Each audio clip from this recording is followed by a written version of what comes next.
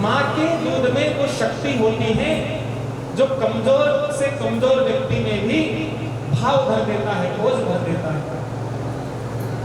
पहले अपन देखते हैं कि जब किसी से कोई लड़ाई होती है और अगर कोई किसी को ललकार दे कि अरे माँ का दूध पिया हो तो आओ सामने, जैसे ही ऐसा कहा कि कमजोर से कमजोर व्यक्ति भी भले क्यों ना हो, लेकिन एक बार तो वो जवाब जरूर दे देता है।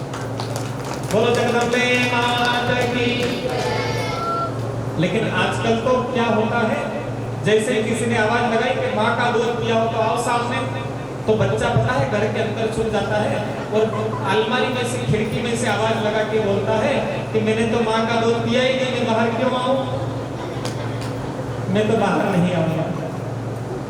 तो देखो, जो माताएं अपने हाथ से बालक की सेवा करती हैं, तो बालक भी आखिरी में बुढ़ापे में अपने हाथ से माता पिता की सेवा करता है। जो माँ बाप चाहते हैं कि हमारा बेटा बुढ़ापे में हमारी सेवा करे, उनको बालक की अपने हाथों से सेवा करनी चाहिए।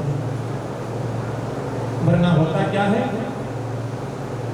माता जी जा रही बिजनेस, नौकरी कर रही है, व्यापार करने जा रही है, तो बेटे को पल्ले में लिटा दिया, घर की नौकरानी बालक का लालन पालन कर रही है, उसको भूख लगी है तो बोतल में दूध ला करके बालक को दे दिया।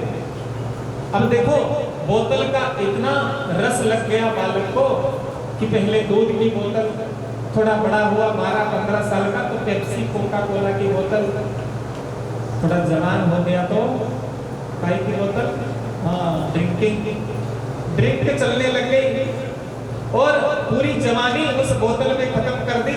और आखिर में फिर बुढ़ापा जब आ गया, तबीयत खराब हो गई, डॉक्टर के पास ले गए तो उन्होंने दवाई की बोतल लगा दी। बोतल चल रही है साहब, इनको अस्पताल में बोतल उतर रही है, जीवन भर बोतल में गुजर जाता है। तो इसलिए माँ को अपने पुत्र की सेवा अपने हाथों से करनी चाहिए, अपना दूध बालक को पिलाना। ये डॉक्टर भी कहते हैं, ये शास्त्र भी कहते हैं, इसको ग्रंथ भी कहते हैं। माता यशोदा सुबह उठ करके कन्हैया के लिए दही मंथन करने लगी, लेकिन कन्हैया उठ करके आ गए और माता से बोले कि कन्हैया मुझे माखन खाना है। माता बोली बेटा अभी तो माखन निकला नहीं, कैसे दे दूं माखन? बोले नहीं, मुझे तो माखन खाना है। कन्हैया मचल गए। माता ने कहा बेटा ऐसा कर, देख कितना सुंदर चंद्रमा है, तुम चंद्रमा ले ले। तो कन्हैया चंद्रमा के लिए मचल गए कि भैया मुझे कुछ चंदा चाहिए और अभी इसी वक्त चाहिए। माता बोली चंदा कहाँ से लाऊं तेरे लिए? अब बच्चे को क्या है कि एक बार अगर कोई बात पकड़ ले तो फिर वो जिद नहीं छोड़ते। बोलो जय श्री कृष्ण।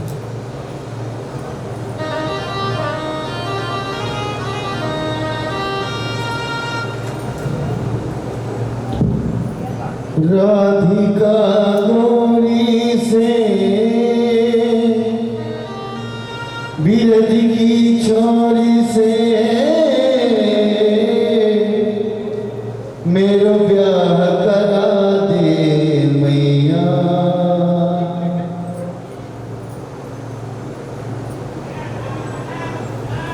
बोलो जय श्री कृष्ण।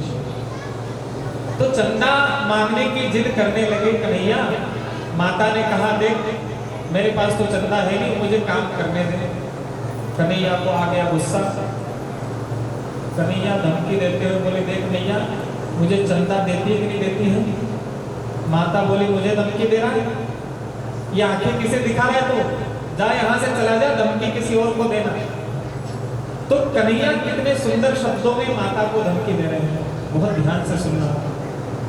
कन्हैया कहते हैं कि चंद्र खिलौना लूं मेरी मैया, मैं चंद्र खिलौना लूंगा और जाऊं लौट अभी धरती पे, मैं तेरी गोद न आऊंगा। अगर तूने मुझे चंद्रमा नहीं दिया तो मैं धरती पर लौट लगा लूंगा, मैं तेरी गोद में नहीं आऊंगा। यशोदा बोली कोई बात नहीं, तू मेरी गोद तू लौट लगाएगा तो पहले से तो ऐसा काला है, जमीन पर लोट लगा के और राखोड़िया हो जाएगा, तो मैं तेरा ही घाटा, इसमें मेरे को तो कुछ नहीं जाता, इसमें तेरा घाटा मेरा। बोलो जय श्री कृष्ण। और अगर तुम मेरी गोद में नहीं आएगा तो मैं तो बलराम को गोद में ले लूंगा। कन्हैया ने सोचा धमकी बेकार चली गई। दूसरी धमकी दे रहे हैं। सूरदास जी के शब्दों में हम सुने कितनी सुंदर धमकी। तो कन्हैया कहते हैं कि सुरभि को पयपान न करी हो, मैं वेणी सिर ना गुथे हो। तो मुझे चोटी का बहाना बना करके दूध पिलाती है ना, मैं दूध नहीं पीऊंगा। कन्हैया जब दूध नहीं पीते तो यशोदा बोलती बेटा ये गिलास भर के दूध पी जाएगा तो तेरी चोटी जल्दी बड़ी हो जाएगी। तो कन्हैया एक हाथ से चोटी पकड़ते और गिलास मुंह में लगा करके दूध पीते। पूरा दूध पीने के बाद फिर मैया से बोलते कि मैया मेरी चोटी तो बड़ी नहीं। एक ही बार मुझे दूध पीबत भाई अब हूँ है छोटी, मैया मोरी कभी बढ़ेगी चोटी। एक जमाना था जब लोग चोटी के लिए अपने संस्कारों को पालने के लिए इतने दृढ़ संकल्पित होते थे कि सिर कटवाना मंजूर, लेकिन चोटी नहीं कटवाते थे। लोगों ने लालच दिया, लोगों ने धमकाया, डराया, लेकिन वो कभी झुके नहीं। दीवार में जिंदा चिपकाना मंजूर कर लिया, लेकिन चोटी नहीं छोड़ी, अपने संस्कार अपनी संस्कृति नहीं छोड़ी। लेकिन हमने क्या किया, जैसे सैलून की दुकान, पहले अगर कोई नाई गलती से भी चोटी काट देता तो लोग लड़ जाते थे, झगड़ा कर लेते थे, नाई को बहुत मारामारी हो जाती, धक्का मुक्की लट चल जाते थे। और आज अगर कोई सैलून वाला गलती से भी चोटी रख दे तो झगड़ा हो जाता, चोटी कैसे रख दे। हमने अपने हाथों से ही अपने संस्कृति को तिलांजलि दे दी, अपनी चोटियां कटवा ली। तो तू मुझे चोटी का बहाना बना करके दूध पिलाती है। तो सुरभि को पयपान न करी हो, मैं वेणी सिर ना गुथे हो। मैं आज से ना तो दूध पीऊंगा और तू मेरी चोटी वेणी बना करके सुंदर गोद देती है ना, मैं चोटी भी नहीं बनवाऊंगा। मैया बोले दूध नहीं पिएगा तो पहले से तो तू दुबला पतला है, तेरा पेट पीठ में चिपक जाएगा, तो और दुबला हो जाएगा। और चोटी नहीं गुथाएगा तो कोई बात नहीं, मैं तो बलराम की चोटी गूंथ दूंगा। कन्हैया ने सोचा धमकी बेकार चली गई। अब तीसरी धमकी कितनी जोरदार दे रहे हैं, कितनी गजब की दे रहे हैं, आप लोग सुनिए। कन्हैया बोले ए बुढ़िया मैया, चंदा देती है कि नहीं? यशोदा बोली धमकी दे रहे हैं मुझे, जा तेरी धमकी से नहीं डरती, जो करना हो कर ले। तो कन्हैया कितनी सुंदर धमकी दे रहे हैं कि मैं हूँ पूत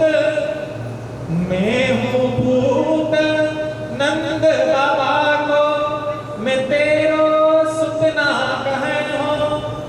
आज हम पूरे गांव की पंचायत बुलवाएंगे और उस पंचायत में खड़े होकर बोल देंगे कि भैया हम तो नंद जी के बेटा हैं, यशोदा हमारी आज से माता नहीं है, हम तो खाली नंद जी के ही पुत्र हैं। माता यशोदा ने कन्हैया को देखा तो आंसू आने लगे। कन्हैया तू ऐसी बातें क्यों करता है, मुझे डर लगता है कि कभी मेरी ही नजर तुझे न लग जाए। कन्हैया ने पास बुलाया, सिर पे हाथ फेरे और बोला कि डिंग बेठारी कहत नंद रानी, तू बल दे बहुना बते हो। ऐसा कर, तू चंदा तो ठीक है लेकिन मैं तेरे को एक चीज देती हूँ। बोले क्या क्या देगी पहले बता। माता बोली बलराम जी को मत बता। बोले नहीं बताऊंगा। कि डिंग बेठारी कहत नंद रानी, तू बल दे बहुना बते हो। अति कोमल चंदा हुस्न सुंदर, तो को नई दुल्हनिया ले हो। मैं तुझे माखन से कोमल चंद्रमा से सुंदर एक बहू ला दूंगा, तो खुश। कन्हैया ने जैसे ही बहू का नाम सुना, लाडी का नाम जैसे सुना, तो अब तो माखन फाखन चंदा फंदा सब बोल गए। लाडी चाहिए, अभी चाहिए, इसी वक्त चाहिए। तो क्या कह रहे हैं कन्हैया? राधिका गोरी से जय हो, बिरज की छोरी से जय हो। मैं